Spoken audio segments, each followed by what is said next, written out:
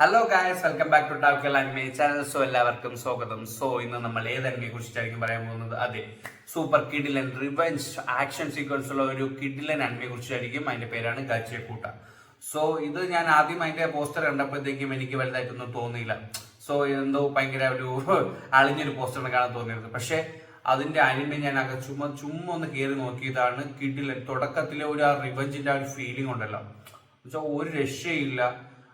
നമ്മളെ റൂഡോയാണ് ഇതിലെ main character. ഒരു കൊച്ചുകുട്ടിയാണ്.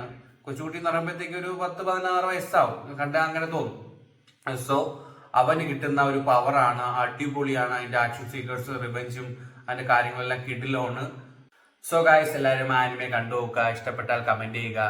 സോ നിങ്ങൾക്ക് ഏതെങ്കിലും different kind of anime like action, revenge or magical, fantasy, isekai, അങ്ങനെ ഡിഫറെന്റ് കൈൻഡ് ഓഫ് അനിമെ അല്ലെങ്കിൽ ലവ് പരമായിട്ടുള്ള, റൊമാൻസ് പരമായിട്ടുള്ള അനിമയ്ക്ക് വേണമെങ്കിൽ കമന്റ് ചെയ്യുക. സോ അതിന്റെ എല്ലാ റെക്കമെൻഡേഷൻ ഞാൻ തരാം. ഞാൻ ഡിഫറെന്റ് വെച്ചാൽ ഇപ്പൊ തന്നെ 100ഓളം അനിമ ഞാൻ ഓൾറെഡി കണ്ടു കഴിഞ്ഞിട്ടുണ്ട്.